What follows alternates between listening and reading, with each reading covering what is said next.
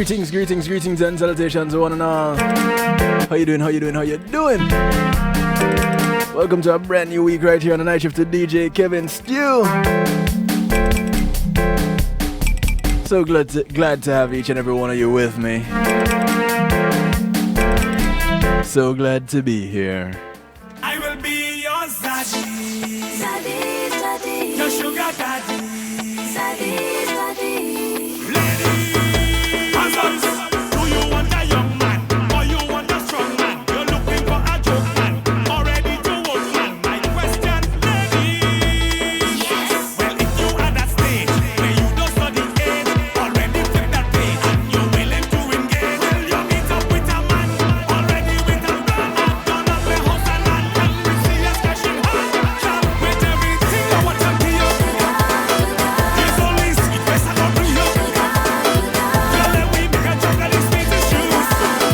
You don't need insulin when I'm done with you. I'm gonna give you sugar, there is plenty sugar, your sugar, cane sugar, yeah, wet with sugar, and sleep with sugar. Ladies, do you want a bad man or a credit card man? You're looking for a learner or a steady earner. My question, ladies. Yes. If you want to explore, you will be secure. I can open any door and give you more and more. Girl, you meet up with a man that barely understand how to lend a hand and make your business expand. Girl, with everything I want to be up. There's only sweet ways I don't bring up. Girl, let me make a chocolate sweet as shoes. You don't need insulin when I'm done with you. I'm gonna give you sugar, there is plenty sugar, your sugar, cane sugar, yeah, wet with sugar, and sleep with sugar. I will be your zaddy, your sugar daddy, your zaddy, your sugar daddy. Well, if you at that stage where you don't study age, already flip that page and you're willing to engage, well, you meet up with a man already with a plan and done up with house and land. And we see us cashing hard, girl, with everything I want to be up. There's only sweet ways I don't bring up. Girl, let me make a chocolate sweet as shoes. You don't need insulin when I'm done with you. I'm gonna give you sugar, there is plenty sugar, your sugar, cane sugar, yeah, wet with sugar, and sleep with sugar. The sound of Leon Caldero You don't need insulin saying, listen, I'll be your zaddy. or a steady earner. My question, ladies. Yes. If you want to explore, you will be secure. I can open any door and give you more and more. Girl, you meet up with a man that barely understand how to lend a hand and make your business expand. Girl, with everything I want to be up. There's only sweet ways I don't bring up. Girl, let me make a chocolate sweet as shoes. You don't need insulin when I'm done with you. I'm gonna give you sugar, there is plenty sugar, your sugar, cane sugar, yeah, wet with sugar, and sleep with sugar. Leon Caldero says, listen, I'll be your zaddy. Your sugar daddy, Your sweet sugar daddy. your zaddy. He wanna know because I'm not subscribing to that. I can't afford it. You at that stage where you don't study age, I want to thank you each and everyone for locking in, for tuning in, for calling a friend. meet up with a man. And if you haven't done so yet, do so now. Call a friend of a friend, friend of your enemies, enemies of your friends. With everything I want Tell them all it's a night shift to DJ Kevin Stew, Community and Finance Night. I want to say hi to all those locked in from the UK, One Harmony Radio. Top of the morning to you guys over there. Those out of Texas, WGLRO, home of the Donny Walker Morning Show, the People Station. Those on Oliwap Media and Dusick Media Group. Big ups to NIE Radio out of New Jersey.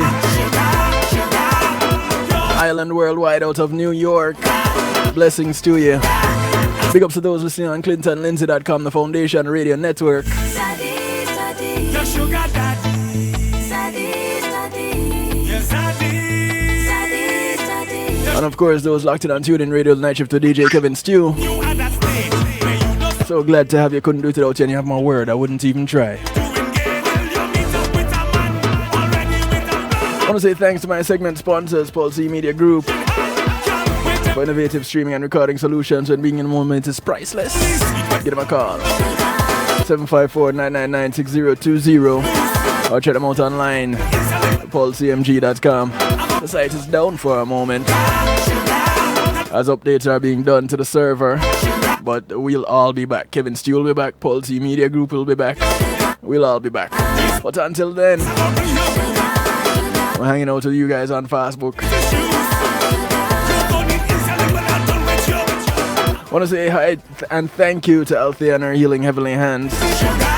Althea S. is a licensed massage therapist operating out of Broward County, North Miami-Dade, and the South Palm Beach counties. She comes to you with her Healing Heavenly Hands. 20 years of experience. Well, a little bit over 20 years of experience. 21 this year. She brings her table, her oils, of course her Healing Heavenly Hands. You can give her a call. 954-655-9000. That's 954-655-9000. Or email her at thealater@att.net. She comes to you COVID free. She'd like to leave that way. And she asks one thing outside of paying her, that is. You get off her table and go sleep somewhere else when she's done. I want to say thank you to Reggae Global Entertainment. Reggae Global will act as your booking agents, take care of your tour management, handle your graphic design, copyrights, publishing, trademarks, music production, marketing and promotion, and so much more. Give them a call, 954-998-8034, or check them out online, reggaeglobalentertainment.com. And of course, GMAT Music Solutions, bringing your event to life, providing sound, light, and stage production services, musical equipment, PA systems, audio engineers, DJs, bands, musicians, singers. Give them a call, 754-307-GMAC. That's 754-307-4622. Check them out online, gmacmusicsolutions.com.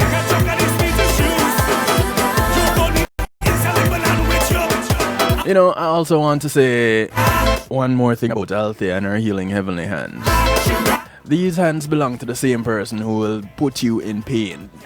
Althea is now certified as a personal trainer, so you can call her up on the same number and arrange for your personal training. So after she puts you in pain, she massage your muscles. What a combination. And I can tell you, I'm in pain right now. Althea, I need a massage.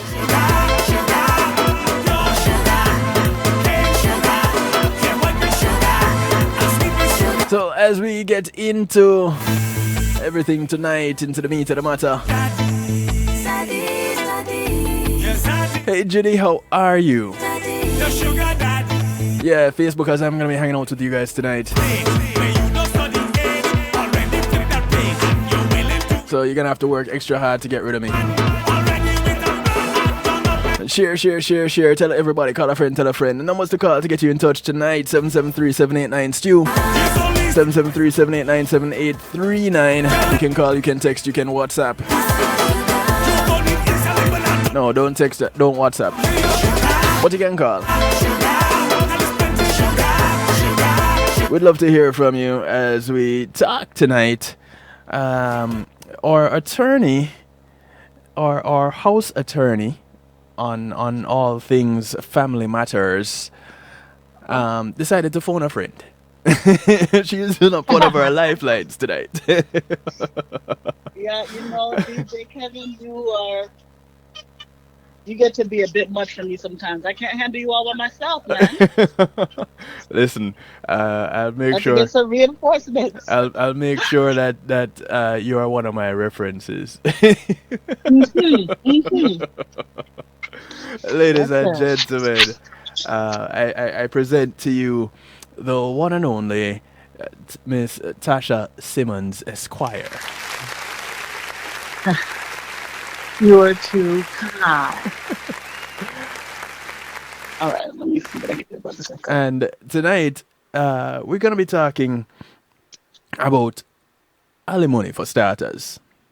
So, if you know anybody that is on the road to alimony, you might want to pay attention to this broadcast. But we're gonna be touching on some other things too, because what I've come to realize is that when you start with one thing, there are a few other connecting things that you might want to touch on. And as such, to prepare for the touching on the other things, Tasha really just decided, you know what? We're going to hit them hard tonight. Watch. I'm a phone a friend. So, Nikki, welcome. Nikki, welcome.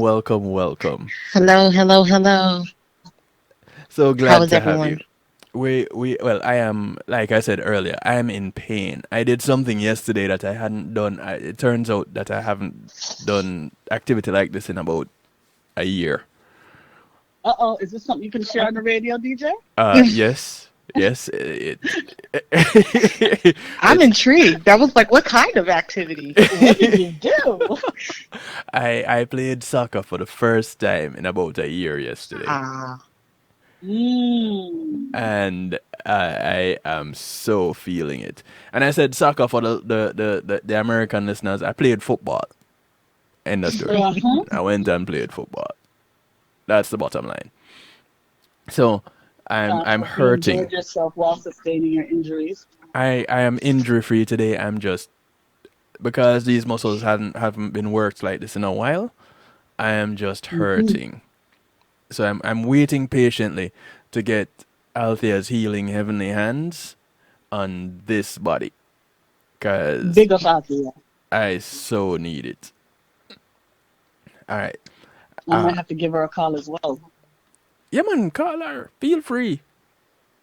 And if you're looking for a personal trainer, use the same number, 954-655-9000. See what You easy? don't see many female personal trainers around. What about you, Nikki? Do you ever see any? No, and it would be nice to see more of those. Mostly it's men flexing on Instagram, and you're like,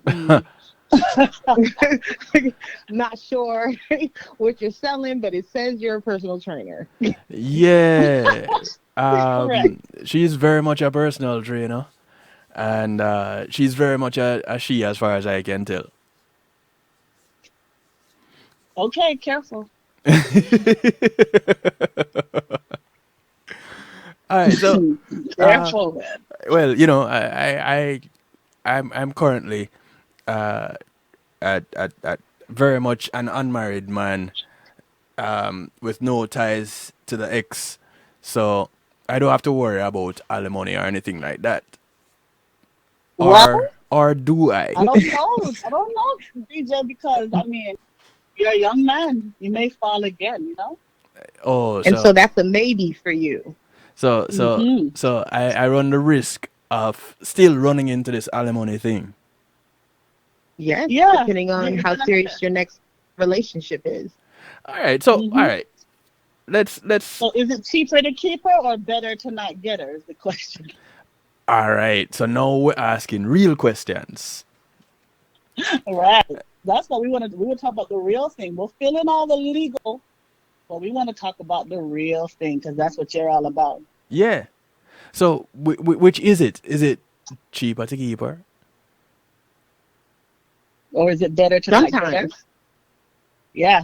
The lawyer. You know, we always start out with it depends, right? Okay. All right. So, all right. Before we get into the what, it depends, and coming to a conclusion of whether it is cheaper to keep her or better to not get her. What is alimony really? Well, I would love to jump into that. I would just, for a second, if Nikki could just give us a rundown of her illustrious career. And to Oh, you're gonna me to just say, make me do this. Okay. Yes, So please. that's what we're. I wasn't aware that was what we're doing. Okay, so let's do this. Okay. Okay, I can't. But she's gonna drop with some an things on you, opinion. so you gotta know her bona fides. You gotta know that she's where she's coming from. She's got the stuff, so she's gonna share her background with you. Okay, let's go. Well, I've been practicing and licensed in the state of Florida for 13 years. Most of my career, I've been either a government prosecuting attorney or a family attorney. I used to be on the Florida Bar Rules Committee, and I've had the privilege of working in several illustrious firms around South Florida. Okay. All right. So when you decide that you're going to phone a friend, you decide that you're going to phone a heavy hitter. Oh, Okay. Listen, All she's the right. big guns, man. Okay. I see how you're playing this. I'm a phone a friend too. Wait. I just need to get a few Yeah, friends first. She's got frequent flyer miles stories and everything. So Wow. you'll see how that comes up. She knows. You'll see how that comes up. But so yes, quickly. Mm-hmm. The basics of alimony, right? Right.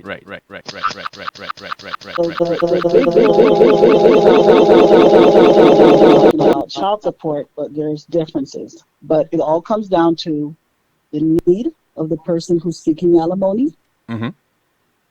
and the ability of the other side to pay Okay. that alimony. We have different types of alimony in Florida, but the one that is most commonly thought of when you hear that word is what's referred to as permanent alimony or permanent periodic alimony. Okay? So that one basically says, and Nikki, always just jump in if little sis is off the rails here. Okay. But basically it says, listen, there is a standard of living. Remember that phrase, Kevin? There's a Mm-hmm. standard of living that was established there in the marriage that you, Mr. or Mrs. Payor, is able to afford you're able to afford to keep that going for the other side who is not as financially able to keep that going. Mm-hmm. So you're going to do that. Now, we're not talking about an adequate lifestyle. We're talking about whatever lifestyle or standard of living was established during the marriage. You have to maintain that. Boy. I need to chime in a little bit. Please. Sure, that's an typically- oversimplification. Now she's going to give you the expert touch. So specifically for these, when you see permanent alimony, it's in a long-term marriage. Mm-hmm. Mm-hmm. So it's not one of these drive-by married divorces or hitter and quitter, however you want to define the relationship. It's usually a long-term 20-plus year marriage that comes into play. Yep. Wait, so 17 or more. what? There's a minimum amount of time that you have to be married before you can even qualify for alimony? Well, it depends on the type of alimony. So there's 3 tiers, right? Oh boy. You have 0. I tell you, that's why I'm telling you, we only have to pick one thing out of the hat, BJ, because there's so much to each little thing for us to discuss. So many layers. But your first layer is 0 to 7 years of marriage, or the day before your 7th anniversary, right? Okay. And then you have Trophy what they wife. call yeah. So during that point, as far as permanent alimony, the person who wants it, like, they can pretty much forget it. It would have to be exceptional circumstances for them to be able to get permanent alimony, and the burden is on them to prove that they should get it. Okay. So I guess we can call that one Presumptively, it's a weeping. no. So that one is whimpering. So since we have 3 tiers, that one is whimpering. All right. Mm-hmm. So So now, 0 you want to to- take the messy middles, Nikki? boy. Actually, give me all the hard questions. No, okay, no. I want to say, no, the good one is the long term. So the messy middle, I want to say that one for you. Messy middle is 7 years to 17 years. So from your married 7 years up to about 17 years, because there was a case recently where someone was actually able to still get the permanent alimony even though they were 16 years and several months, but not quite 17 years. But Oh. basically, once you're around the 17 year, yeah, that happened last year. Mm-hmm. Yeah. You get around the 17-year mark. So from 7 to 17, that's the middle, where basically it's any man's game for permanent alimony. That is. All right, this is the So bawling section now. So yeah. we have the weeping, the crying, and the outright hollering, bawling. Nose not running down, snot running down the face, all kind of ugly looking, just For hollering. both parties. hmm For both parties. Okay, Yeah. so this is the after payor has 17 to years. Go ahead. This now is after 17 years. Before 17 years, but after 7, both sides have That's the burden middle of ground. steady. Oh, this is the messy That's middle. the middle. That's the Oh, middle. okay. Yeah, that's the middle one. Yep. All right. So me, Mrs. Potential Payor, I have to prove pay. Either I can't afford it and or he doesn't need it. And he also has to prove, listen, I'm entitled to it and she can pay it. It's everyone's fight. Okay. And then you have what is presumptively a long-term marriage. That's around 17 years or more. 17 years and a day. 17 years and anything beyond. And so that's where now it's presumed that permanent periodic alimony is appropriate and it's going to be likely ordered. So it's now your job, Mr. or Mrs. Payor, to get out of it, to show the court, listen, hey, I know what the assumption is here, but come on, look at my spouse, my soon-to-be ex-spouse. They don't need it. They got all these degrees, they're working, they got this. Heck, I'd argue, and they love to argue this, she'll probably be better off than me after the divorce. That is the quote. That is. Don't they love that line? Yeah, they do. So They do. why isn't it he would be better off than me after this divorce? Why does it have to be she will be better off than me? I'm trying to Either keep the or. pronouns interchangeable throughout Yes. this, but come on. Historically, which is so, this is why I'm so glad we have you, DJ Kevin, because we get to bounce our ideas off of each other the way we usually do when we talk, and now we have a man in the room to Yes. to bring his perspective, and we're gonna just sort of see how that goes. So I Well, need we come from two different sides of the table because I usually represent the men. I usually, like, my history mostly was I represented the men who are the payors. I rarely represented women. oh Mm-hmm. okay, all right, I can work with that. I can work with that. And Tasha was on the other side of the table. So we have spirited debates about this, even though I've moved to family law, we still this. So Tasha is trying to get the money for the women, and you are trying to save the men. Keep it with my client. Yes, that's usually what it is. Okay. And then sometimes you have to have a come to Jesus moment where I'm like, sir, she hasn't worked in 17 years. You're paying some alimony. It's the question of how much. Right. Correct. Okay, so that answers that question. What is it that would cause you, Nikki, to lose your case as the pair? A number of things. But, well, one big one would be that man that says, listen, I am the man of this house. I provide anything. I want you to just stay home and raise the kids. Yes. So that's the most common scenario where he decides suddenly he no longer wants his 20 plus or 17 year plus wife. Because he got the updated version. Divorce. Well, let's tell the truth. He found someone younger and newer. Yeah, right. And so he's ready to go. And he comes and sees me and wants to know, will I have to pay her? And I usually ask, well, was she working? Well, no, I was the provider. Okay, well, was she independently wealthy from other sources of income, like, before the marriage? Well, no.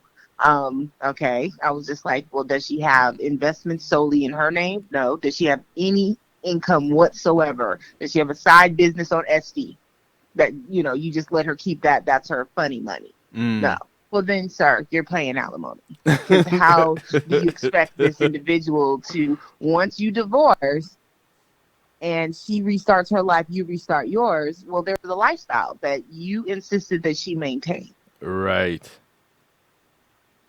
Practical So question that's number one. usually a come to Jesus moment. It's, how much? How much is she entitled to? How much can you afford to pay? Because sometimes these individuals are looking or staring retirement in the eye as well. So that's usually one of the benefits that I argue is that, yes, his income is X right now, but in 5 years he's going to retire. So I guess at that point the question will be, how does the payout work? If when the payout is set Well, there's till multiple the ways very you can do end. it. There's lump sum where he can take it out of his retirement and pay her off lump sum, or he can pay it a little bit each month.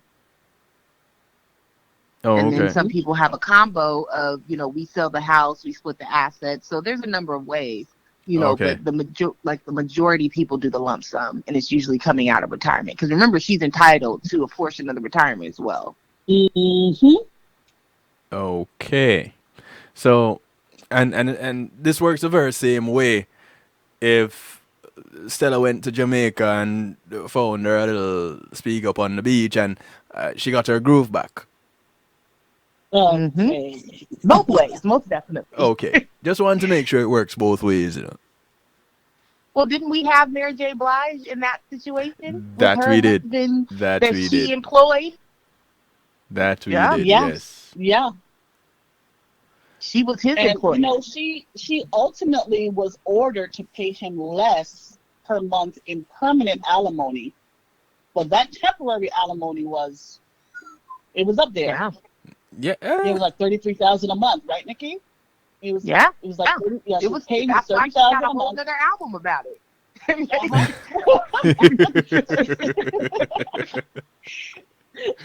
You get some of her best music when she's breaking up. Yeah. So, but once it was permanently decided, it was cut down under half of that. But she still pays him alimony. Okay. Cool. That's Um, as long as we I have believe that Brandy level Williams is playing staring field. down the bout of an alimony obligation as well. You see, this is why I keep telling people, I should have married rich. That's what I should have done. It is definitely on an upswing with all of us magical Black women out here. So, Boy. oh gosh, we got to talk about that. But I don't want to get too far past the first question I have for the man in the room, even though I know you are asking the question, DJ Kevin, oblige me. I'm only facilitating, but you can drag me into your mess. Go ahead. Yes, I'm dragging you out. I'm dragging you right now. What is it that, after alimony has been an institution for so long, and there seems to be a general understanding that you're going to pay it if the other person is not really working or hasn't worked, even though that's an oversimplification, right? There's a general understanding of that. At least when people come to me, they seem to understand that. Mm-hmm. Yet you still have this phenomenon where men of a certain income level want to tell their otherwise enterprising wives not to work. Why do men do this? I think it is a status thing. It is definitely just to pretty much show off. It is to say, you know what? My wife doesn't have to do anything but sit at home and look pretty and raise the kids. I am the breadwinner. I call all the shots. And that way they get to call all the shots. But, You're not getting no argument from me there. No. Here's one of the things that I have to say to the men that outside of alimony, and it come to the women that take this position and they're so submissive to say yes, dear, anything you want, dear. Understand you're being played. And if you don't believe me, ask Aloysius, the cow, and the tree. If you have not seen The Lunatic, go watch it, and you'll get your answer. So is it in fact, DJ, a submission thing, or does she want to be that status symbol herself? Well, the ones that do the yes there, I'm pretty sure they know what's up. And again, the man that is thinking that he is running things, I don't believe he's really running things. I'm thinking that that woman is weaving her web the way that she knows how, spinning her feminine wiles to get exactly what she wants. Because at the end of the day, she has so much pull and power, especially if she has borne him kids. Once she has had children for this man, I'm pretty sure that she is pretty much making sure she has a little bit of an insurance policy. Now, you guys, the legal team, you guys, your jobs are to make sure that it's a level playing field the best way you know how. Or to just tilt the scales in your favor if you have enough information, if you have enough ammo. That is my thinking. Yeah. But for those that cannot afford to have you guys represent and they're working it out together or by themselves, I am thinking that that woman that was told to just be a stay-at-home mom and not do anything because that man wants to have that control, as a false sense of control and a false sense of security that that man has because that woman has allowed him to have it. Well, based on the women that I know. Well, then you're having to have a conversation about how can she, like, if you're talking about that couple that, you know, decides not to hire a lawyer and alimony is a question on the table, it's an equalizing question because that's what the court's looking at anyway. How can we get her into a position where she can take care of herself? Right. And so that's self-supporting. Equity is the ultimate question. Equity. So if she hasn't been working, you know, for however many years and she used to have a skill, the question is, how can we get your skill back up? Do we need you to go back to school so you can, you know, take care of yourself? Because child support is child support. It is what it's going to be. But, you know, how do we get her back into the workplace or back, you know, out there earning income of her own? So that's the conversation that needs to be had. Right. Yes. Now that so that's usually there were other types of alimony, right? So as far as our lesson tonight, the lesson portion, what Nikki just alluded to is rehabilitated alimony. Oh. Okay. Basically means if you once had a career but now not really going on, and now you're about to be single again, let's pump some life back into that thing so you could go support yourself and not ask me for alimony. Okay, right? So that one now pays that tuition for whatever period of time for you to earn that certification to get back out, and then after you're out on your feet, whether you're successful or not, that's done. Yeah. Yep. But and it's very specific. We lay out what you're gonna do, how many years, what we're gonna pay each of those years, and when it's done, it's done. Yeah. When it's done, it is absolutely done. I've even gone as far as requiring that you maintain a certain grade point level. What? Because I don't play. Did I? Nikki, have you ever been married? Nikki, have you ever been married? Listen, don't listen. No. Jeez. Don't play with Nikki, man. At this point, you never will. These men are going to be afraid of you. The prenuptial and I'm a very strong believer in prenuptial agreements. Wait, we're gonna get there. Wait. I know we're gonna get there. Oh, We're gonna get there.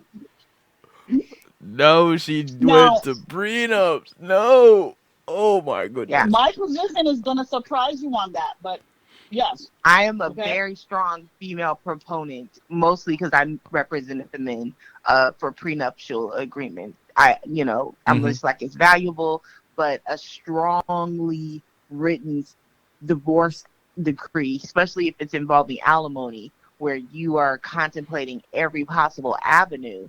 So if you're doing this, as Tasha called it, rehabilitative alimony, and it's involving the husband or the payor paying tuition for that individual, well, the goal is for you to graduate.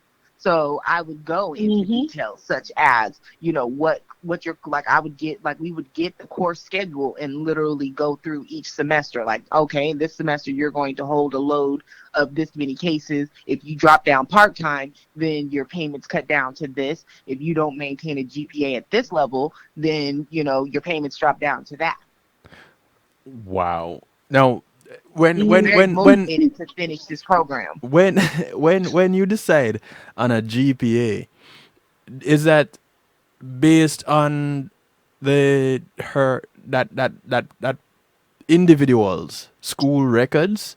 What kind of GPA we they would had get those. from? Those would be in the room with us, and we'd be looking at their history. If they're in the past a C student, Right.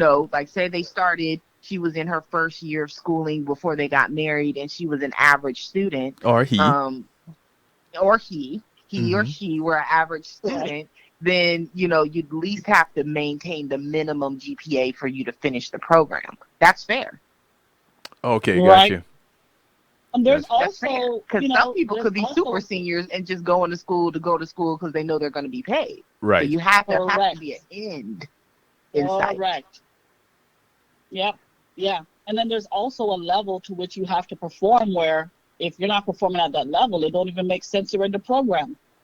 Yeah. So And that's you should called at least be emotion for contempt. Wow. Right. So this is what I wonder on the practical side now, right? Mm-hmm. Instead of rehabilitating, because again, even though it's not permanent alimony, it is still an alimony bill. So I wonder to myself, why does the culture shift, right? Why isn't it a status symbol, or why isn't it cool or desirable for the woman on your arm to have something going for herself? Because that only benefits you in the long run, right? And it benefits her. It gives you a sense of it benefits both of you in the long run. But there's one thing that I did forget when it comes to the woman at home, the man going out. Back in the day, that was how it was when we had the village raising the children.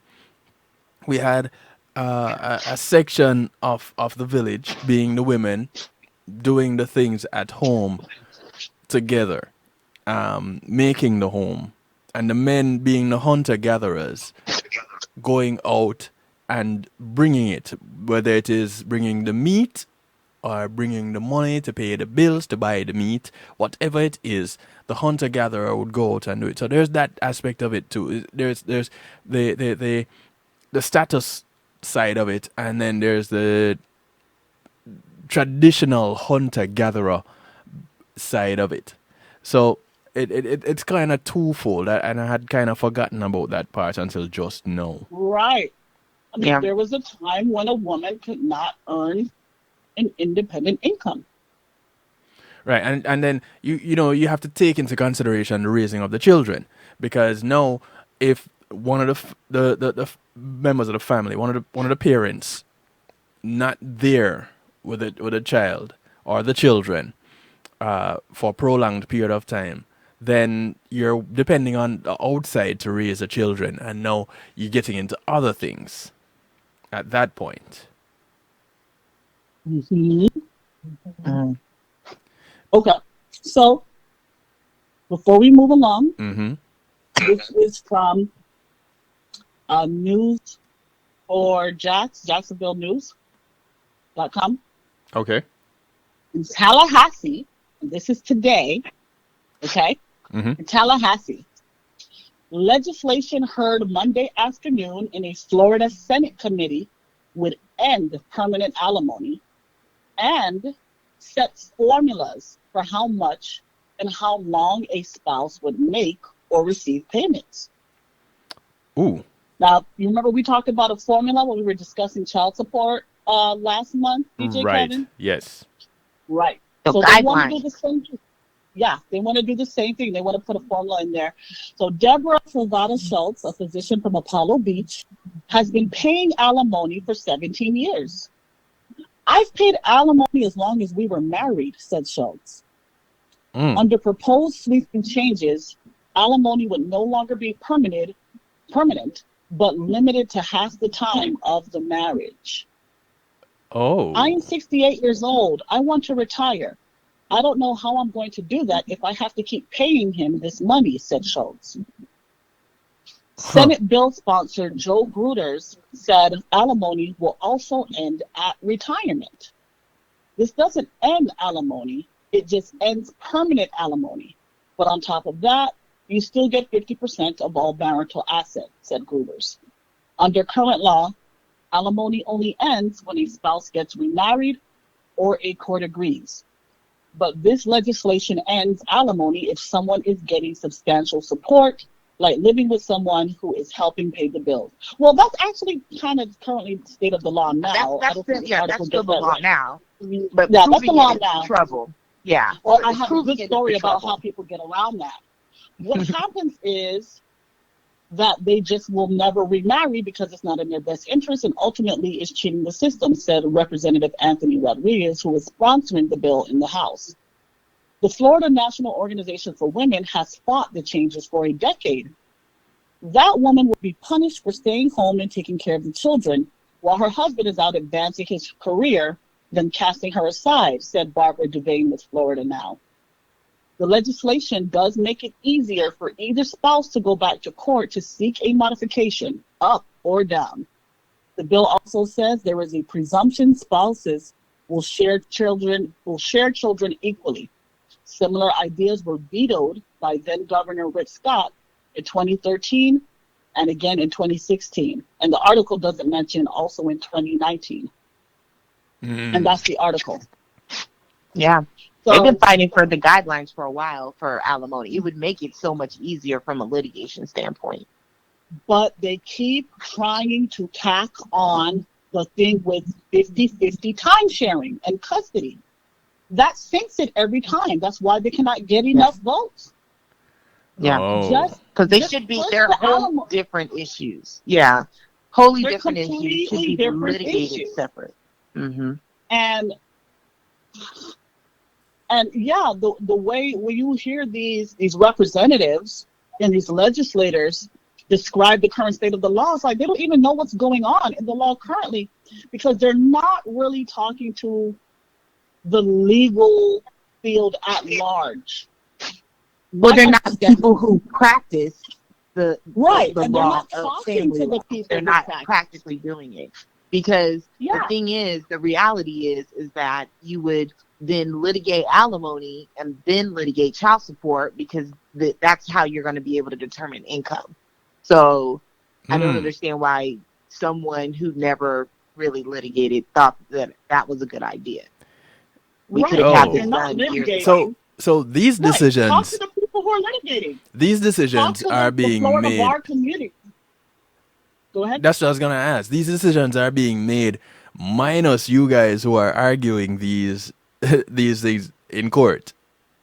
So By these politicians. these are Yeah, politically but politicians, driven. They're not really talking to the committees in the Florida bar, where you're going to find lawyers who actually practice in this law and basically through our practicing create the law, right? Through appeals and whatnot. Right. They're not really talking to us. And if they were, or if they were listening, I would say they would stop trying to tack on the custody stuff because I think they have enough support, which is why it gets as far as it does every 2 to 3 years when they try this. But then it's like Now you have to convince people, okay, equal time sharing is in the best interest of all Florida children.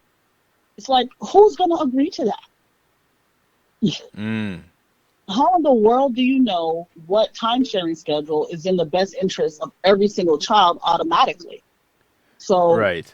it's a whole other debate that we're not doing tonight, but it's just like, take that out of the bill if you want this bill to succeed. Stop tacking that on and just keep it focused. Find some other pork to put in there, help some other causes. But don't try to resolve the whole what should time sharing be in Florida thing with this bill. Because, I don't know.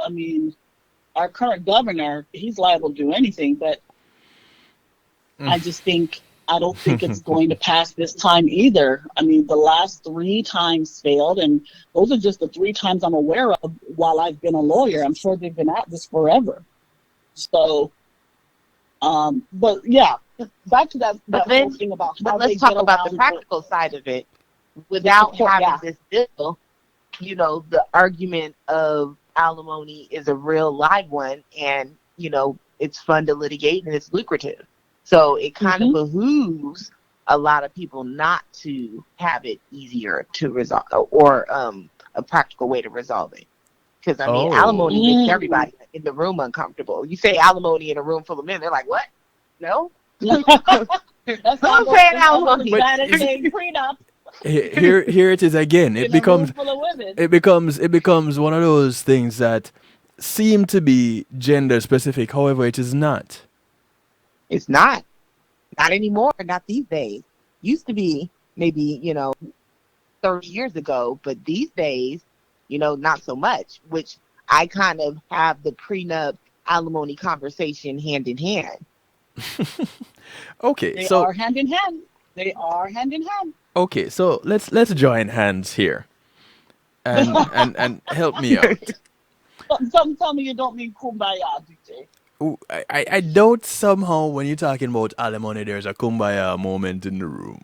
I don't. Kumbaya and alimony don't seem to go together. We're joining hands or needing. drawing swords. Which one? But we're joining hands because you mentioned the alimony and the I almost said polyamory, the alimony and the prenup go hand in hand. 2 different shows. Let's have those hands meet. How do they go hand in hand? Where does the prenup come into play with looking at this? So this is in anticipation of the union failing? Well, not necessarily. I call it smart planning for a successful marriage, but also having an out if you need one. So, well, let's give him the proper legal rundown quickly. So, what's a prenup, Tasha? What is it? Okay, a prenup, number one, is a contract. Okay, it's a contract that treats the topic of how our assets and liabilities and financial responsibilities to be divided if our marriage does not make it. Okay, that's the oversimplification of it. Okay, and that's what it's there to do. Yes. Mm-hmm. You missed what was that? A prenup can be overcome, so it's not ironclad. You can't get over it. Whatever. Yes, it can be over. Yeah, it can be turned over for a number of reasons that are listed in that. It's not a law. It's a contract, just like any other contract. Yes. Okay. Between 2 people. Now, not always between 2 people of equal footing, but it's a contract between 2 people. Now, I always want to, when I am speaking in public spaces about litigating, I did this last month and I want to do it again here. Right. In court, you have what is defined as temporary and permanent. Okay? In the court world, temporary means while the case is pending, while the case is going on, right? Until we get to the last day of this case when the judge decides everything, if that's how it ends. And then permanent is what the final judgment says is going to happen from here to eternity. Okay? Okay. You can, as far as the subject of just alimony, we're not going to touch property distribution tonight, I guess. I don't know, we may. But as far as alimony, you can treat the topic of alimony in your prenuptial agreement or even a postnuptial, right? You can still enter an agreement that says what happens if we divorce after you get married. It just goes by a different name. It's a postnuptial. So as far as alimony goes, you can say, listen, I'm not going to, you agree, you're not going to get permanent alimony from me. You can put that in there. But no matter what that agreement says about alimony, while the case is pending, it is still always possible for a person to get alimony on a temporary basis. You cannot contract that away. Okay. So That as long as is the case is very important pending. for people to know, because that is where I see people getting shocked all the time is, but wait, our prenup said, okay, well, at the end of the case, yeah, the judge is not going to order that, because usually there's some type of hearing in the middle or the beginning of the case that says, hey, is this prenup even valid, right? Mm-hmm. So the judge is going to, and a lot of times they are found to be valid, so it's like, okay, yeah, well then when this is all over, you won't be paying alimony, but guess what? While the case is pending, you gotta come off of that 3 G's a month. Wait, let me ask you this real quick. Let me slip this in here. How long do these alimony cases do take? You know, on average, how long do they take Nikki, to be resolved?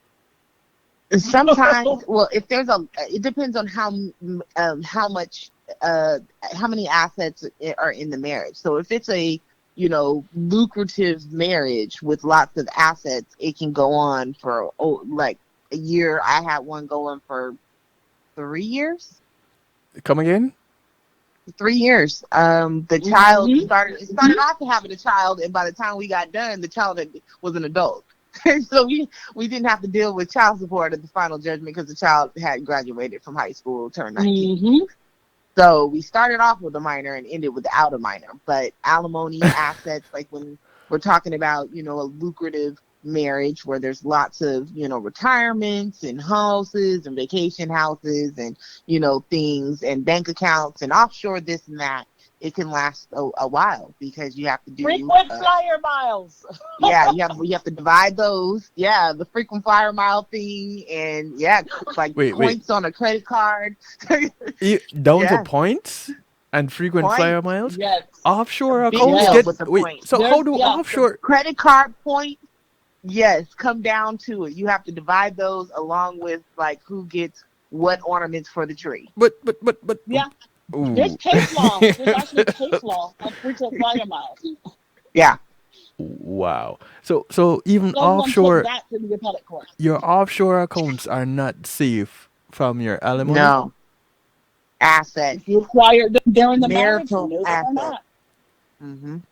So alimony can complicate things because you have to not only divide the assets, but then you have to figure out whose box it goes into. And then decide, does this person, after we do all this dividing and slicing and, switching and getting, is this person going to be, have a need at the end of the day after all this dividing? And the other person, are they going to have an ability to pay? So it can take a long time to get through all of that, especially if, you have a person that's not necessarily being upfront and we have to get accountants involved. Yeah. Jeez.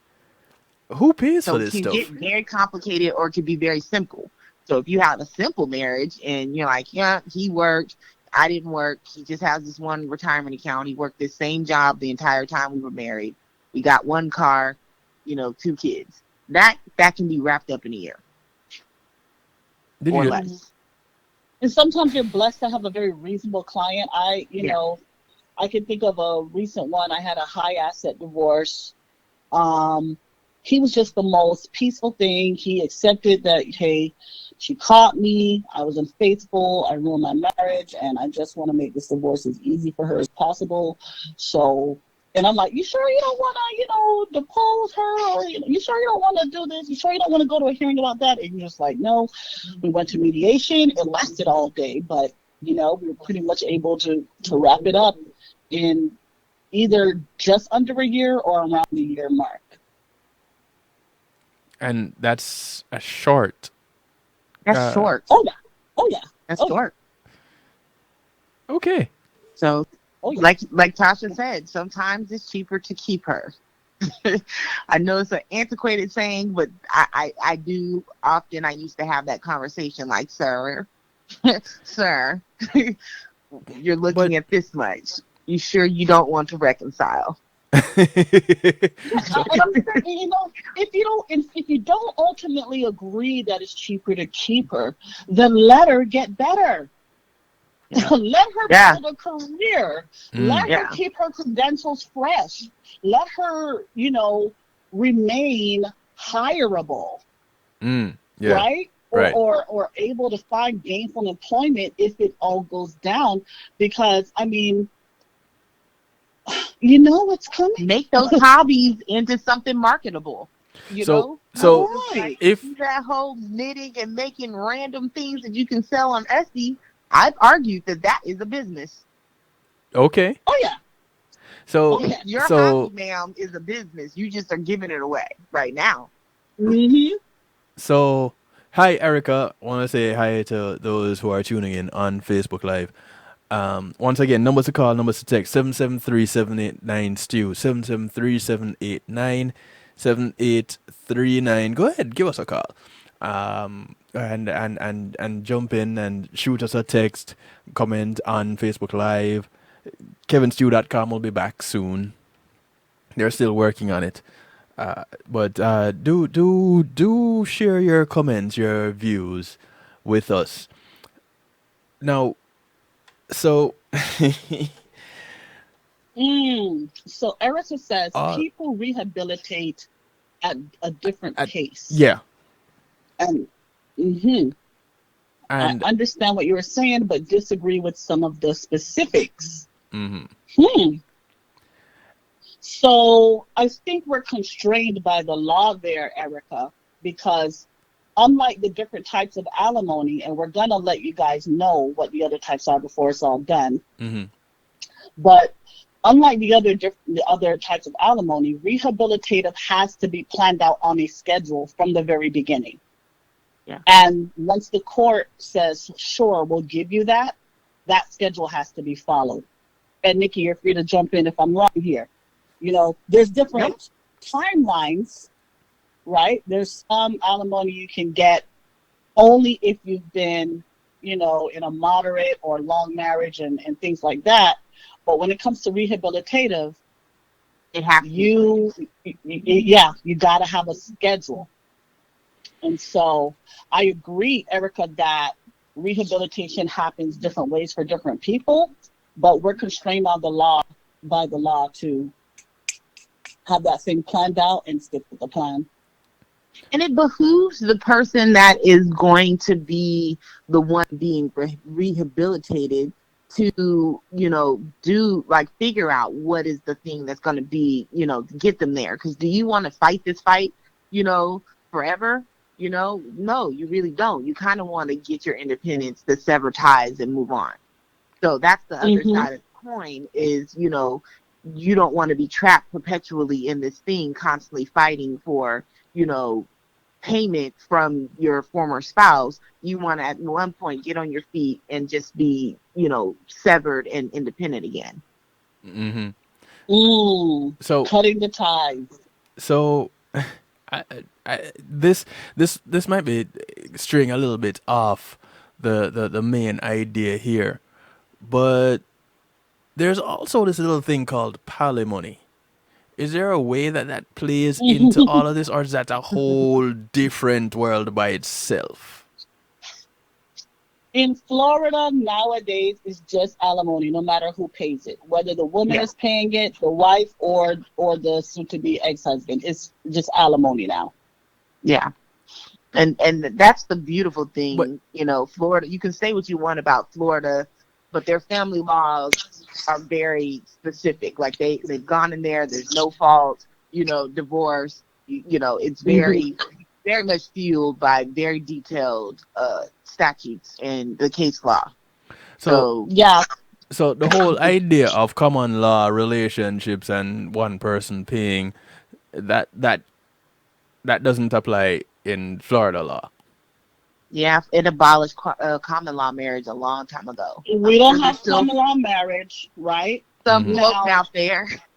Yeah, like there's these little situations where if there's a specific financial transaction or transactions where you had a position of trust with this person and they took advantage of you and they were, unjustly, they gained unjustly from it, the court may award a constructive trust or an equitable lien as to that transaction or that property so that you would get your fair share from it. But that's not palimony. That's basically it's just, a court of equity doing equity for someone who got taken advantage of. But sometimes that does happen in the context of a relationship. Got you. But that's a whole other thing. Yeah, that's So, not even a family court anymore with that. As That's about to you're in a ask, civil court. as about to ask, is that if it's a case of two people living together for an extended period of time, commonly known as a common law relationship, if that is something that is taken to family court or if it goes to small claims civil court. But no common law here. You answered that question. Exist.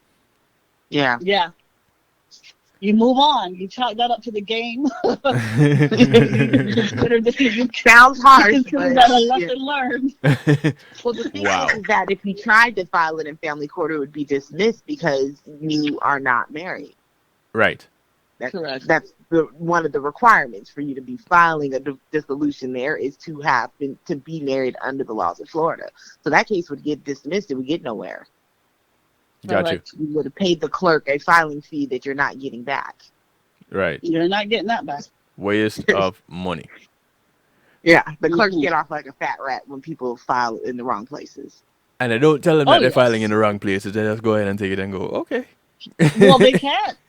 I mean, they can't really tell you how to do anything. They don't want to get on the hook for legal advice. Yeah. But if it's done wrong, they'll reject it and they'll tell you. you gotta fix it. But so I wanted to stop here because it sounded like maybe we were brushing up against another type of alimony. Being? Right? So I want to touch quickly on what's called, the word just evaded me. When you bridge the gap. You want to take a stab at that, Nikki? Bridge the gap is basically the shorter term marriages where, you were married for a shorter amount of time and, you are making a certain amount, but in order to get out of this dissolution, you need a little bit of assistance from your spouse to get back on your feet. So it's literally bridging the gap between you and you and your lifestyle that you had. That these are people who need a little bit of help. So they were making, for example, he was making 60 and she was making 40 or vice versa. And it's going to cost you a certain amount of money to move out on your own, to move out of the apartment. Say there's no house owned. You guys are in an apartment to go get another apartment, need help with the deposit because you just don't make that much. Then that person has to bridge the gap so that you can get out and into your own space. Which sometimes, it just kind of boils down to something similar to temporary alimony. I was about to say, that just sounds like a temporary alimony. It does. So bridge the gap it kind of works out that way. It's very similar. Yeah. Now, even though this isn't in the statute, as a practical matter, sometimes you'll see people agree to bridge the gap alimony because it'll help the case didn't last that long. Right. Yeah. The case didn't last that long for them to get enough temporary alimony for them to transition. Maybe they settled the case, or maybe there's just not that much to litigate and it got to trial faster than most other cases. Right. So Bridge the gap then is you'll for see practical people. I find Yeah. practical people who have Mhm. seriously thought about, divorce for some time and really looked at their assets on their own, and they really usually go to a lawyer just to wrap it up. Right. Those are the people that are usually good candidates, or bridge the gap. They're kind of alluding to it, and you kind of give it a name to them, like, hey, there is a type of alimony for that, and it's called bridge the gap. Bridge Oh. the gap. Yeah. You're Okay. adjusting from a 2-income household to your own Two-one. income. Yeah, So- 2-1. So with those, you take the same parameters are applied to the bridge the gap. It's just that it's being used for a shorter period of time. Yes. So it's just to help that person, the person that is in need, to get on their feet. Got you. Right. So you just All forms of alimony are still need versus ability to pay. All of them. Okay. Yeah. Got you. So that's when people are more equally matched in a marriage financially. That's, bridge the gap is usually for those situations where there's a slight difference, and it will resolve the case faster, but also help the other person get on their feet so that you all can separate your lives and move on a lot faster as well. Oh, okay. Mm-hmm. So there are more. How many types of alimonies are there? Well, technically 4. We've 'cause you been have through the most of them. I think temporary, there's only one. permanent, and So temporary, permanent, bridge the gap. lump sum. We haven't talked about lump sum. You alluded to it earlier, though, Nikki. Yeah, you touched You on did, that but we earlier. didn't give it a name. So We didn't give it a name. The only one we haven't met, so there's temporary, rehabilitative, lump sum, bridge the gap, permanent, periodic, and finally durational. And durational, it's kind of a throwaway category. It's like basically you haven't been, if you exist in circumstances where you would definitely get it under a permanent scheme, but you haven't been married long enough for it to be considered permanent, we're going to just label that durational. So durational being the duration of the marriage, or durational being the duration of the alimony? Well, it speaks to the rule. It cannot be longer than the marriage, and that is exactly how they got that term. Gotcha. Yeah. So yeah, if permanent alimony would have been appropriate, but the payee just doesn't qualify for it, then we're going to say, well, listen, we're not going to do permanent here, but the circumstances exist for it, so we're going to call it durational. It's not going to last longer than the marriage itself. So- Permanent alimony can last longer than the marriage itself. So how does that differ from the temporary one, or the bridge the gap? Temporary just means during the court case, while the court case is going on. Ah, Right? So Yeah, it really so- isn't even its own form of alimony. It just speaks to when the alimony is happening. gotcha. Mhm. Okay. So yeah, durational is usually like if it was a 5-year marriage, they're gonna pay alimony for a year, and you move on. Okay, so if they did a bridge the gap, and the bridge the gap is longer than a durational, then the argument that You only you go guys 2 years on bridge the gap. Isn't that right, Nikki?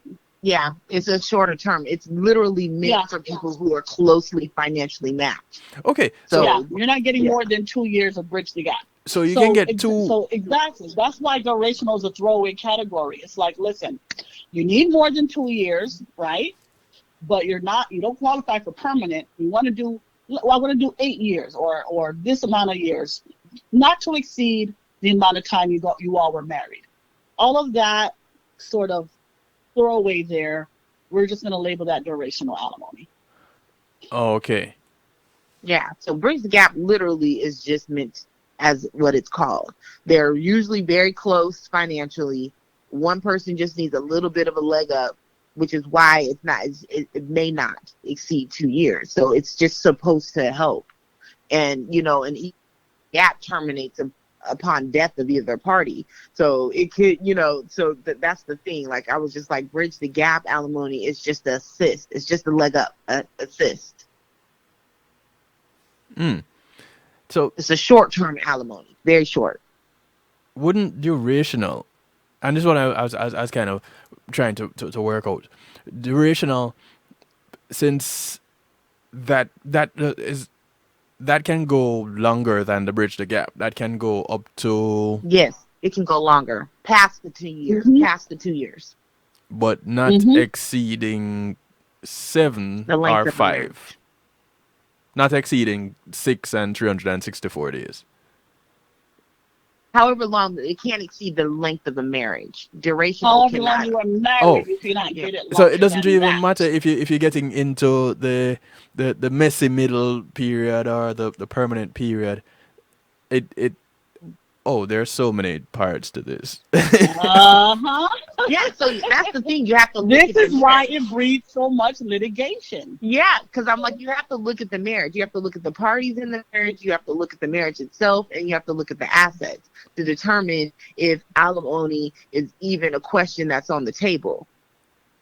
Right. And if it is, you have to look at the party, and then you have to look at the assets. And then if there's a prenup, it gets even more messy. Yeah. They want to litigate the prenup.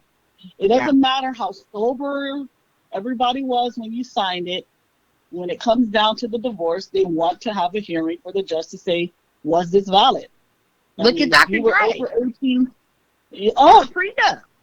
And they're litigating it. Yeah. Yeah. I'm still, after all of that, I'm still a proponent of the prenup. So let's talk about that, right? Because I feel like prenups have this stigma, but I think the stigma comes from the limited role that we give them. So me being, the good little Christian or whatever, in my circles, here we go. Quote their quotes like a mother. Right? So I hear a lot in my religious circles about how, we don't want to entertain something like a prenup because, we don't want to open the door for divorce or I don't know, jinx the marriage, what have you. There's really no biblical basis that I can find to not have one. But I get where some people of limited understanding are coming from with that. And it led me to think, what if the prenup did more than just say who wins the stuff? Well, right? Do we have to even go that far to justify a prenup? Why can't it be a good accounting of the assets going in? Agreed, meaning, like, we know the value of our house when we get a house, right? Mm-hmm. And you get you get homeowners insurance because you foresee storms, right? Okay. We get car insurance when we obtain vehicles because we anticipate wrecks. Okay. Right?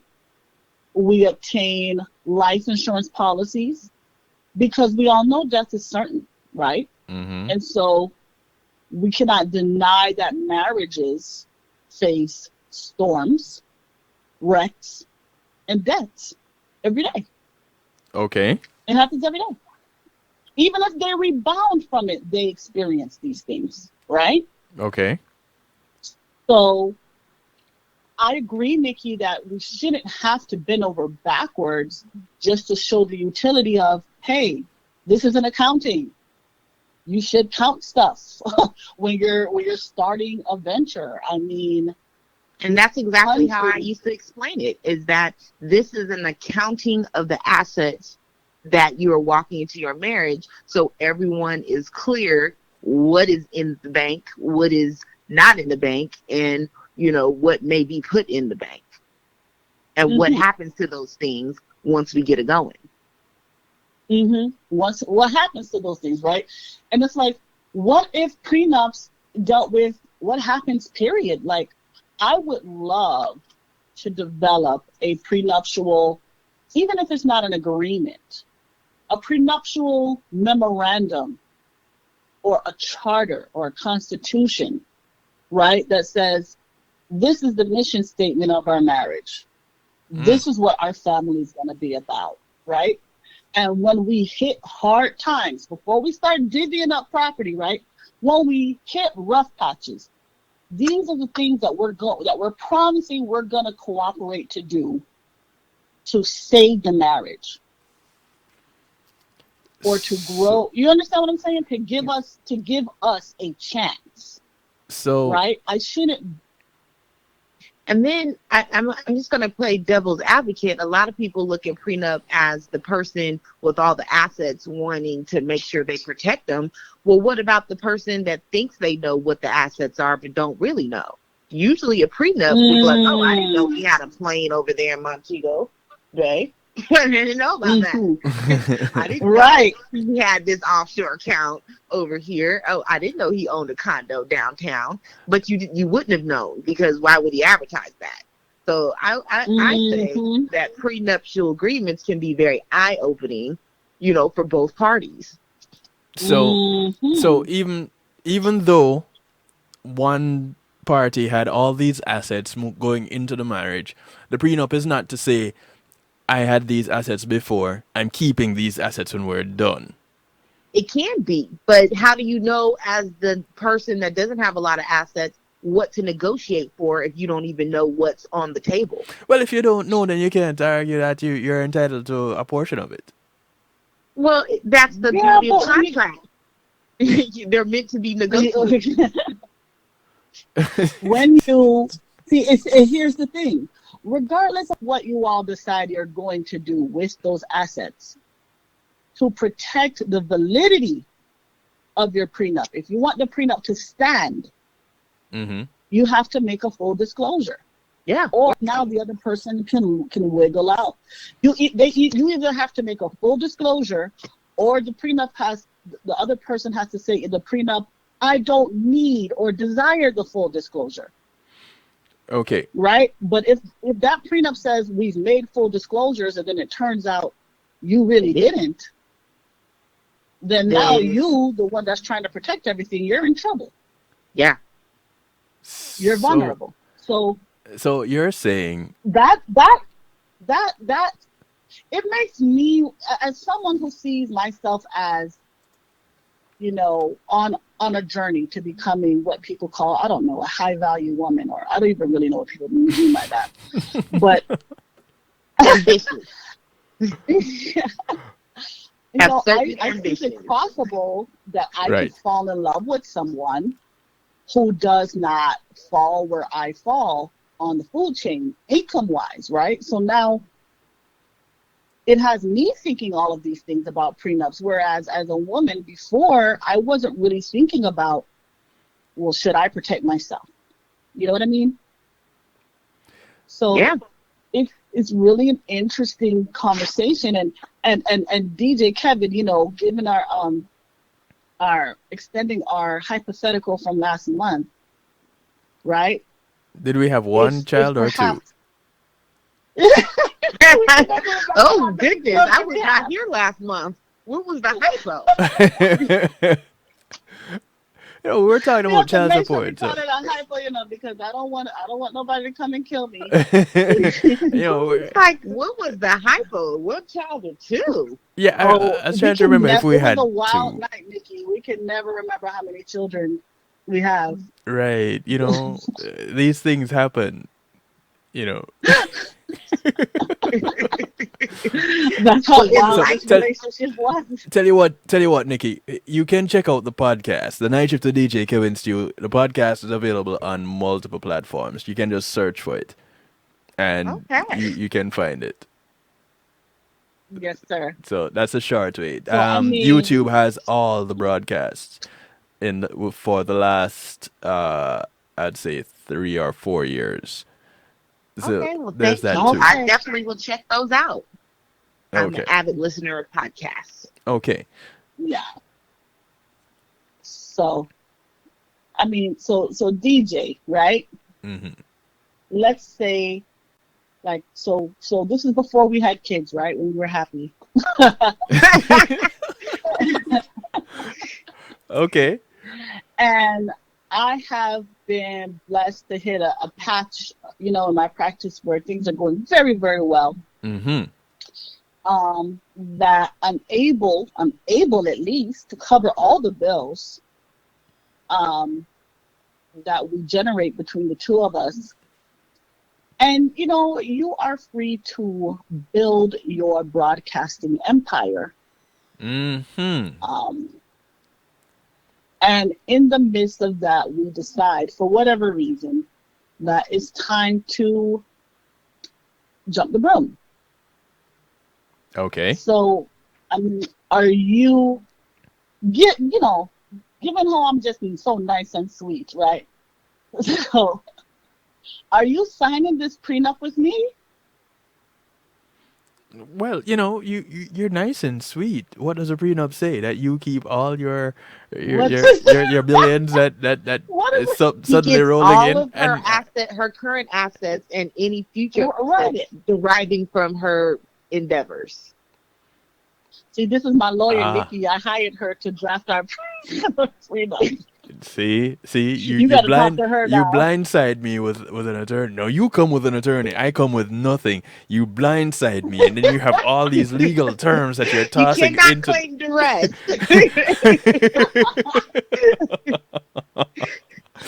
So what? So then, yeah. Write the prenup, DJ Kev. What should it say for you to feel comfortable signing it, so that we can move forward into our future that we don't know is going to crash and burn and end with a child support calculation? Well, behind every successful woman is a man, just spurring her on. So I'm not if- going to touch that. So are you saying that you championing her should be entitled to a percentage of her future endeavors? Yes, because I was there those late nights working through that paperwork. I was brewing that coffee. I was How? So you want Starbucks money then? as long as it gets me shares in You want me to Starbucks. Yes. But this was a home brew. Tell us a It buck. sounds like it was a home brew. So what percentage would you put on your brewing skills? But Of her My lawyer, man. But that's only a part of it, you see, because with the brewing, then comes the serving. And the serving also comes with the massage, because she's been holding her head down and over the paperwork and at an angle. So she has to massage those muscles. She can't massage them herself. So here it is. I have to learn how to go do Okay. massage therapy. And then I have to be there for her as she is staying up late at nights to make sure that she's okay. Okay. So that's a lot of. Are you? That's like He's a increasing the third value job. of his claim. He is. So it That's sounds like we yourself. got up to 4% of future endeavors That's only 4%. for all of that. 4%. You were at 1.5. So how do you argue that it's 4%? I'm right there with her as she puts all this work together. Yes, she has to go and present it. I'm not there to hold her hand as she does that, but I'm there to make sure that her presentation flows together well, making sure that everything else is just working perfectly. But how do you quantify emotional support? How can you not? She has How been do you successful. quantify that? And in order for her to I be would successful, say she would have to be, 6.2%. I would argue, at least 40. Just to be clear, You believe so 40? 40. Excuse me. 40 what? I argue at least 40%. No. 40% of her current assets or 40% of her future endeavors? Those Okay. are two different things. Her current assets, I met her with those. I can't claim anything there. But moving forward with all that effort and energy that I have put in to make sure that she's comfortable. So you're arguing a 60-40 split because you were the background and her foreground. There you go. So would there not be a basis though to deduct from that? Like, if I am doing what I'm doing on my own, right? And Mhm. I've always made, let's just use a round number. I've always made 120,000 a year net Okay. doing what I'm doing on my own, Right. right? Right. But and I haven't changed anything in my business, but since we've been together, now I earn 200,000, Uh, right? We're not going to talk about anything I had coming in because, like you said, you weren't there for any of that. But going Right. forward, Right. are you saying that you're entitled to 40% of the 200,000, or are you entitled to 40% of the difference between 120,000 and 200,000? Because you're claiming that you supplied the emotional support that enabled her to increase. Mm. So you are entitled to a slice of the pie. Of my increase. Well, I can't Is touch this her. what you're saying? She the 120 that she had is it's hers. So we leave that as the base. Then if she's gone to 200, then I can only lay claim to 40% of the difference. the additional 80. I can Okay. only You're You're very entitled fair. to You're a very 40%. fair man. yeah. Fair. Uh-oh. Well, but hold on. We're talking about 40% here. 40% It's 40% of a of slice of the 80 slice of the pie. out of 200. Remember, But I sound like the people that we represented in the past. Like 40%. I mean, he wasn't actually in the office with me writing briefs and motions. Well, that's the thing, because then you remember, like, when you're going to prenup, you guys are still in the lovebird stage. Yeah, but haven't and you have to for understand. things to get all crazy. Right. So I'm not in the office with you writing the briefs and presenting the motions, but I'm at home where we get to remove the briefs and apply the motions. So that you can go home, you can go to work, so that you can go to work feeling refreshed and energized. No, I gotta clap you on that one. You were Excellent. very ready for that. Yes. So come on, I I have was to like, put how some do you more. put a number to that? I have to put some of the work in It here. depends. How good is it? Well, we here talking about prenup, so apparently it is that good. Touche. Touche. So, Okay. But ideally, what- that's how it would go. You would have this conversation and talk and think about things that you normally wouldn't talk and think about, which I think people should have these conversations generally going into a marriage anyway. but you see, But, this is just I it think though, a prenup Nikki. forces you to talk about them. This is just it, and this kind of stretches into some of the things that I'd touch on my Wednesday broadcast, where I have real talk, and when you mentioned the accounting in the relationship, in the marriage, using it as an accounting practice, and full disclosure and all these things. If you're getting to the point of marriage, I am thinking you should already be having this full disclosure. You should be having these type of discussions already. Yes, So, you should. in Yeah, your you experience, should, but marriage is the one thing where you can get a license without being trained. yeah, but Yeah. the Every license other is, license you gotta get, you gotta be trained before you obtain a license. But to get a marriage license, someone said you just have to be dumb enough to find a courthouse. oh, well, yeah, I guess, Mm. yeah, because marriage counseling isn't a standard, and even if Not the what happened counseling, in this state. right, so even Yeah, even they if throw the you a booklet, counseling, and that booklet. even if the counseling was a standard, the information in the counseling is not. So That's right. yeah, yeah, that's rough. It could be a good exercise, I would think, And hey, I am not married and I am not intending to be. However, if Have I you ever were to been be married, Nikki? interested, no, no, not at all. Not at all. We need to talk. Not at Uh-oh, all. the cat's out of the bag. So, so, Not at all. so, No Tash, interest. I promote the Oprah plan. Tasha, you see me bringing Nikki onto a real talk broadcast, right? Mhm. I am on the I Oprah knew plan. I knew I'm we okay would with get the here, service. Kev. I knew we would get here.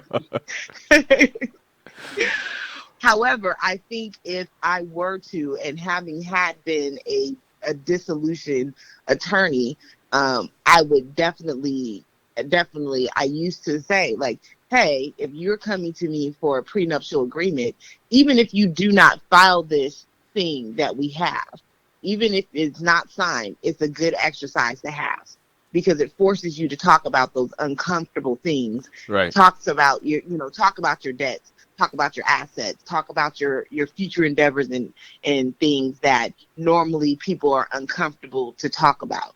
So I think that it's just worth it as an exercise, even if you don't go forth with a prenup. I've had people go through the motions, pay me to draw one up and decide not to do anything with it, but it forced them to have a good conversation. And those seem to be the people that don't come to me 2 years later for dissolution.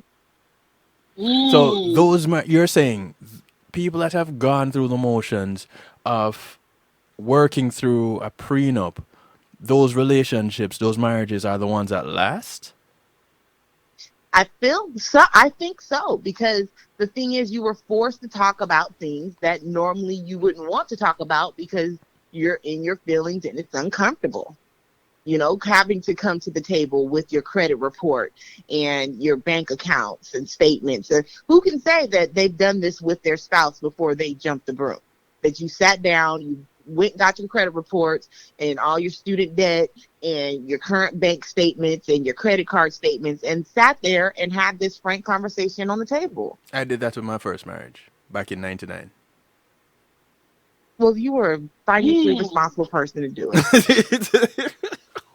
I'm just How long saying. did your marriage last? 1 year. Well, did you guys break up over money? Mm. No, it wasn't over money at all. Well, then there you go. It wasn't the money issue. Nah, it wasn't a money A issue at all. prenup can only help you with money issues. Right. Right. But we also did that marriage counseling that looked at all these aspects of life. And it's kind of funny that that marriage only lasted a year. It really is. But that's for another broadcast. Needless to say, we're good friends. We're friends now after Well, that's good. many moons. But yeah, we're DJ, friends can I now. ask you a Yes. question?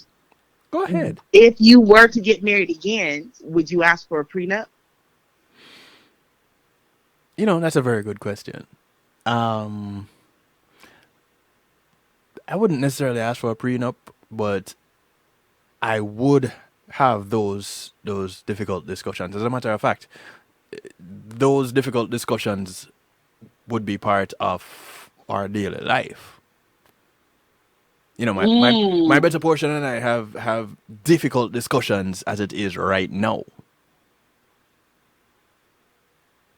So, and I think that is what makes me a little bit different from some other people out there. The difficult discussions have become a part of my life as a result of not having them before and ending up in difficult situations.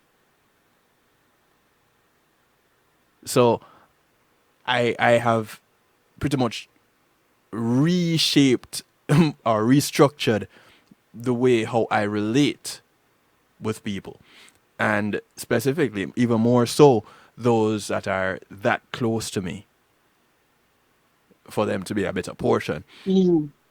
That discussion that I would be having with my best friend or my bona fide brethren when we go out and we have a couple of drinks.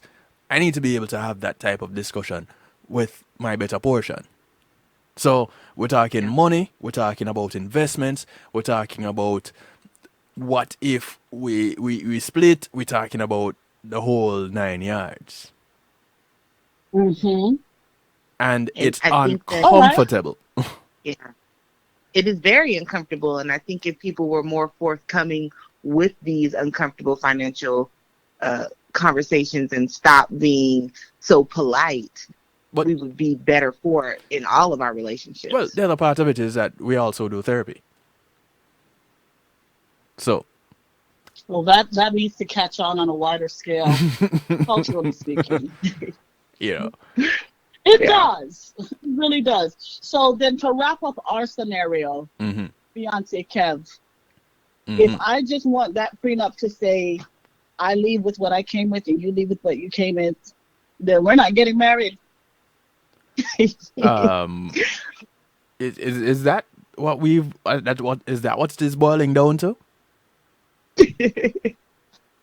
That's what I want to know. If we can't agree on a prenup, then that determines if we're going to get married, yes or no.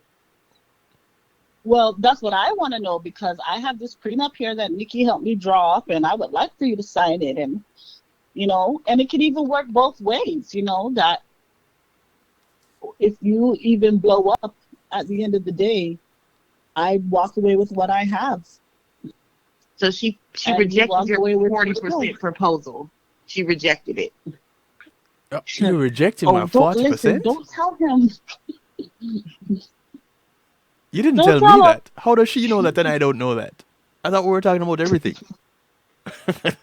Because when you offer someone something and they come back with a counter offer, legally that's a rejection of your offer. So I'm telling her, don't tell her. I keep my secret. You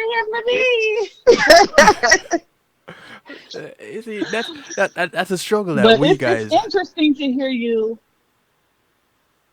Go ahead. It's interesting to hear people quantify things, because just to sort of go into the courtroom or even the mediation room, mm-hmm.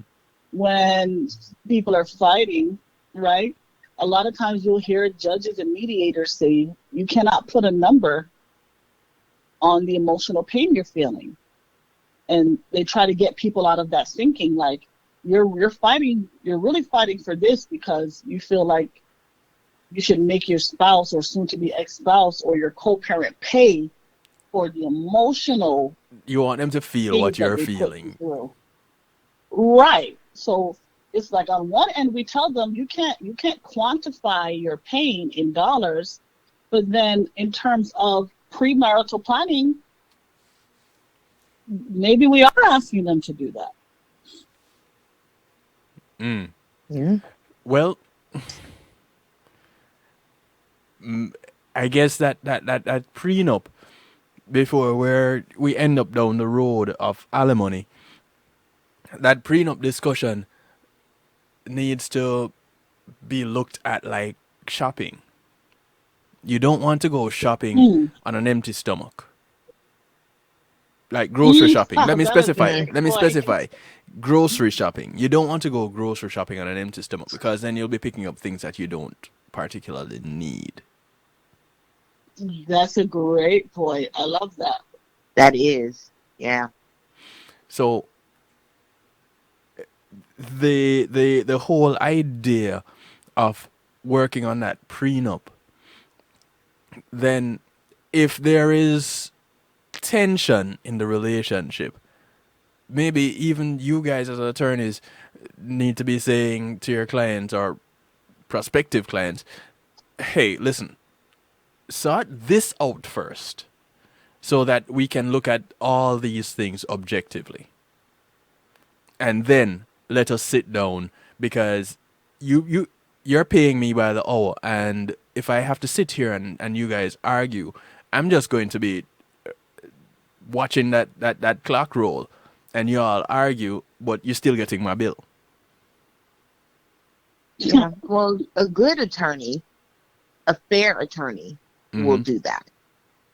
Because I've kicked people out of my office. Like, you guys aren't prepared for this. Okay. You're not ready yet. I love it. You're not ready yet. Yeah. I can't even begin to draft this because you guys need to have some conversations. Right. And this is what I'm saying. Another attorney would probably just be saying, okay, you go ahead, work that out. Let me give you some time. And you hear they tap on a little button and you hear Jeopardy theme song playing in the background. They have it on repeat. But I've likewise suggested people to stay together and get counseling as well, even though I knew I would win. Well, if they stay together and get counseling and then they go and get counseling, they stay together, and then 3 years later it falls apart again and they come back to you, then you need to collect that money. Well, then but the thing is that you did the right thing because, they worked it out. They got 3 more years. Here we Isn't go. it worth it? 3 Now, more years? Nikki, you use the word. Yes. Use the word here that Which word? entitles you to a position on Real Talk on the night shift to DJ Kevin's too. So you did the right thing. And that right is determined by whom? Well, every lawyer should have a I guess, like, you wouldn't be a good lawyer or a fair lawyer if you didn't have a compass. Like, I guess the word I'm looking for is a right or wrong compass, like where your true north is. And if you see people in there and they're having an emotional moment and, this is really something that, filing divorce is going to do more emotional damage to both of them, then why would you push the divorce just because you knew you would win or, it's going to be a hefty payout for your firm? And that's the stereotypical behavior that the general public expects of lawyers, but really our profession calls us to hire. It calls us to do better. It calls us to do what she's speaking of. But too many times, lawyers follow suit with the stereotype, and they just do what's going to serve the bottom line of the firm. But, there are ethical lawyers out there who are still darn good at their job, but consider their client's best long-term interests, which really every lawyer should do. Well, it could be We're out argued. here. It could be argued that there are ethical psychopaths out there too, and ethical serial killers because they don't just prey on the weak and the brave, but someone that can fight back. It can be argued. Oh, the Peter Pan. Peter Pan, eh? I'm just saying. So, Nikki, just so that you know, you've earned a spot on the Real Talk. We'll of course be in touch about that. I don't know if that's a good thing. It's a good thing. It's a good thing. My unwillingness to marry? No, and it wasn't even that earned it. That kind of set you up for it. When you hit the right, I did the right thing. When you hit that, that Nikki, cemented it. From you say you know I'm married, from Nikki said she is not interested in marriage. DJ Kevin Sue fell in love. And nobody can tell me any differently. I know my friend. Well, So, Nikki, I know my friend. welcome to the Night Shift family.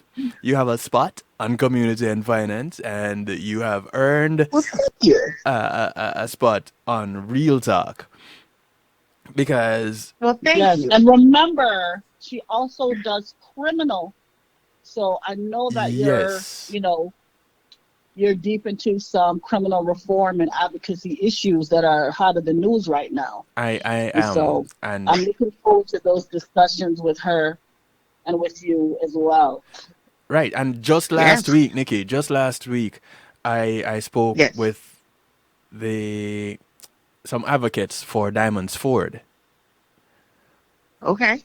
So we talked a little bit about that last week. Diamonds wasn't able to join us because, of course, it's a pending case, and anything she says can and Yes. will be used against her. But Of course.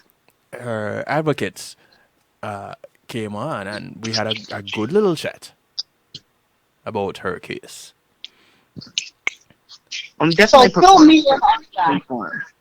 Diamonds Ford, Yeah. she You'll have to fill me in on that. she and her fiance, Anthony Gant, are accused of attempted murder of a law enforcement officer.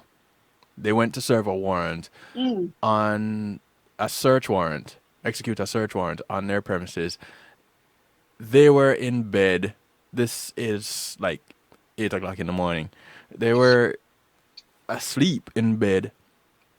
And as one of the advocates said, Diamond said, I live in the hood. You hear someone breaking into a window, you don't know what is happening. And none of the neighbors said they heard an announcement that this is the police and we're here to execute a search warrant.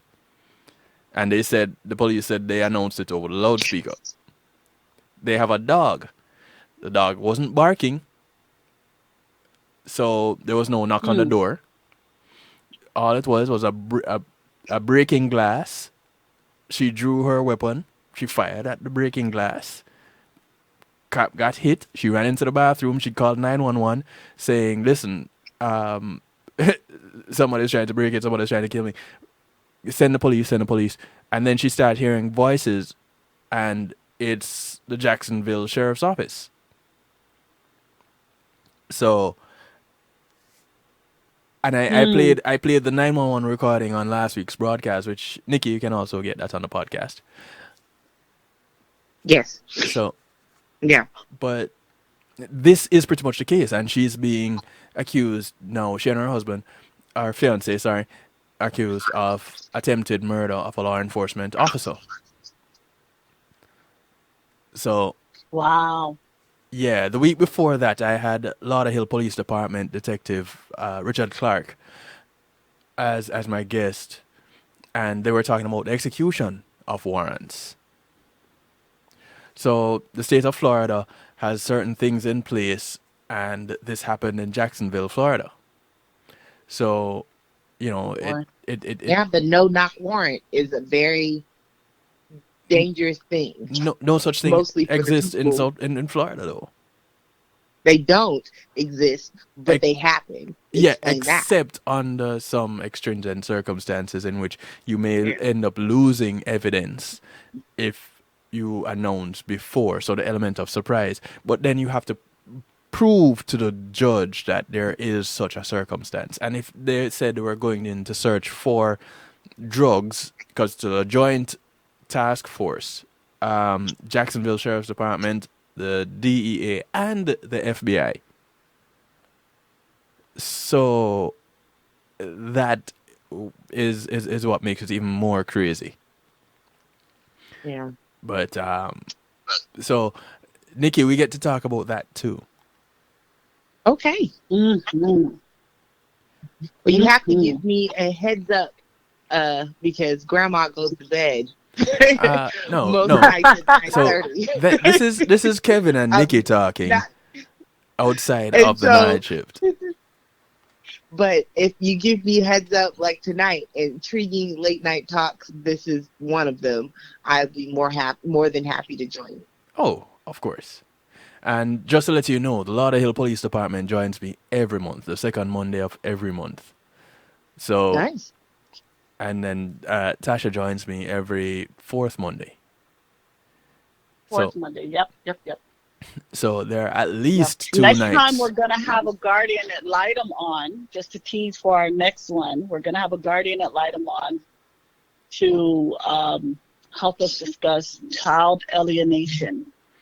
Oh, Ooh. and just so that you know, Nikki, I'm sorry, Tasha, to cut you off. Right. Tasha No and I problem. met when I did a whole series, 2 years ago, Tasha, on parental alienation. Mm-hmm. Yeah, you did. It is a big topic. Yes. It's a thing because it's hard to describe it, and even with the guardian ad litem, it's a difficult subject to litigate. Right.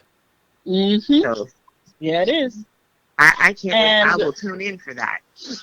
Okay. yeah, Great. you may have to dial in for that. We'll have a party, All right. That's So right? one of Because the touchy subjects.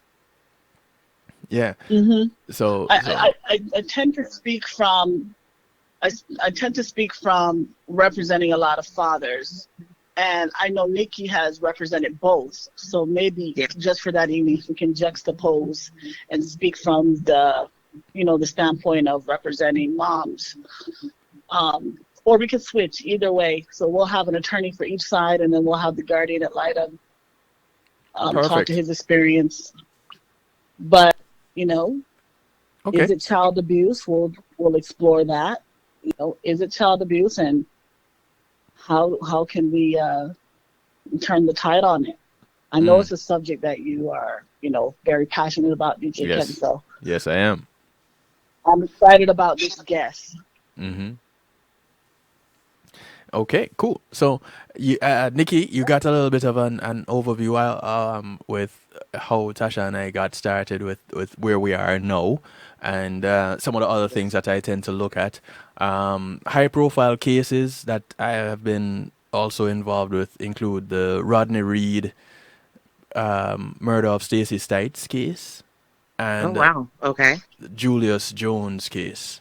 So Rodney Reed out of Texas, Julius Jones out of Oklahoma. I had his sister and best friend and family spokesperson and attorney on 2 weeks ago. That's Julius Jones, and the consultant on the Reed case. And I speak frequently. There are a few broadcasts with him that I've had. Well, it So sounds like I'm gonna be listening to your iPod your podcast at work all day tomorrow. Get caught up. Yeah, you gotta get caught up. yeah, so you might want to search through. I haven't uploaded all the broadcasts onto the podcast yet. They're all on YouTube under the same name, The Night Shift to DJ Kevin Stew. And had my site been up, you'd have had a shortcut to everything. But when the site comes back, then that also comes back. But I'm in the process of uploading those broadcasts to the podcast. But go visit YouTube and you can pick, choose, and refuse. Okay. Got it. So what do we want to pack in about alimony before we're done for the evening? Oh, Nikki? What do we yes. want the people to know, practically or legally or otherwise? That it all depends. Like there's no hard or easy answer when it comes to alimony because there's so many factors that play into it. Income wise, someone may think that, oh, I don't make much. How can I possibly be the one paying, alimony of any variety? And, the answer, as any lawyer will give you as a family lawyer, it depends. So you have to look at all the factors. Right. All the factors, yeah. And I would say that the Florida statute on alimony is very well written. Oh, So I think a lay person could read it and understand it because it's written out well. Right, and we're talking about 61.08 Florida statutes. That is the alimony statute. 61.08 if you want to look that up. So I think it's worth a read if you're in a situation or might be in a situation and you're not sure if you need a lawyer or want a lawyer. I would start there and give it a read. Perfect. Well, thank you for contributing to stimulating our appetites and not satisfying our hunger, because it's one of the things that I pride myself on doing. So you have are a fallen right in. wordsmith, sir.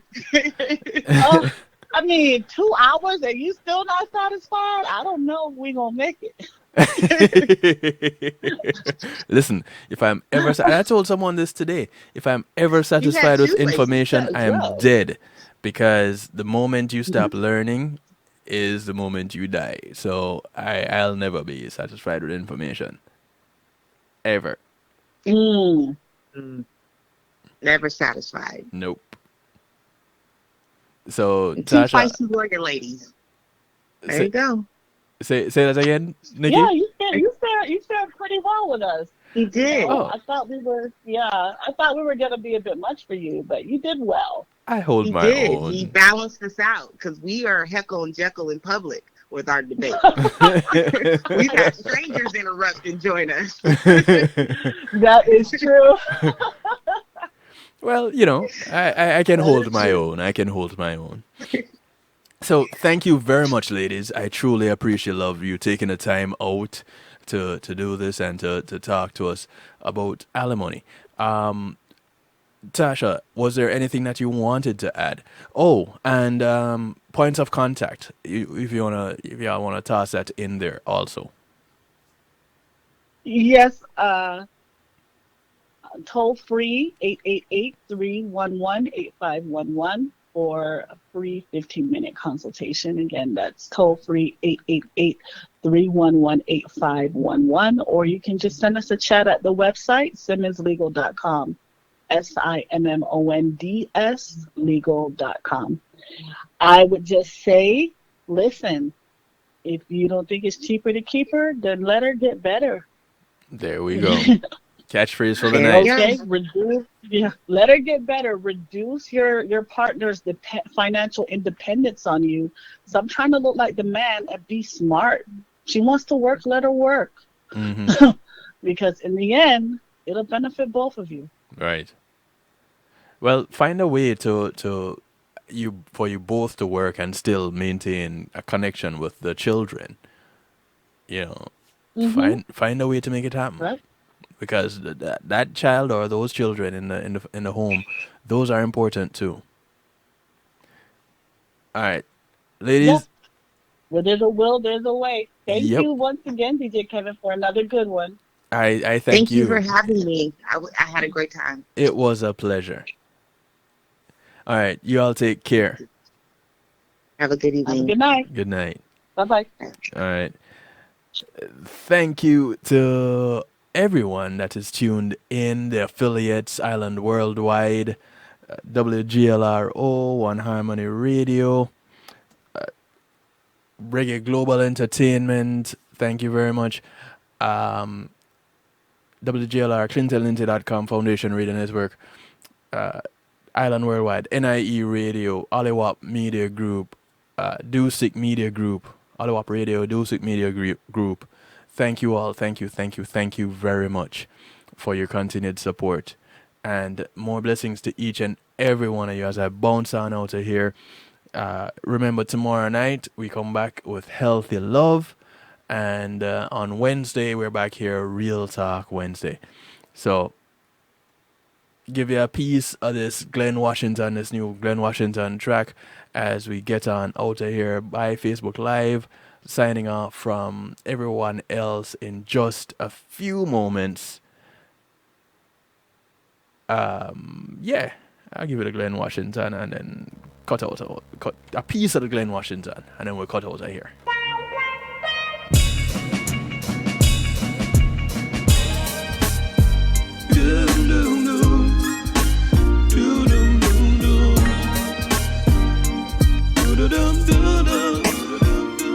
When we feel it's too much pressure, just bring your love on in. That's what the track is called. Bring your love on in. I know I've never been this way before. I can't believe I find myself wanting for more. And even though we are origin from different worlds, I can't control this thing I feel. I want you for my girl, and I'm the one who always needs the best things out of life. I visualize myself with 2 kids and wife. Heaven must have sent you here. You mean the world to me. You've got the kind of love I need to set my spirit free.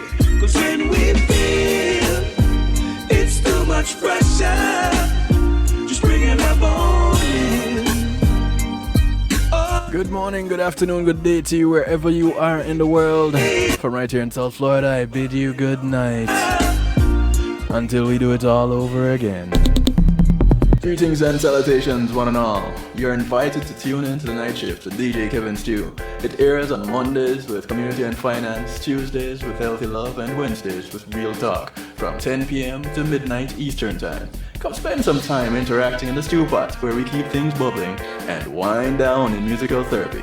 The Night Shift with DJ Kevin Stew is on kevinstew.com, where you're encouraged to have acceptance through enlightenment. Welcome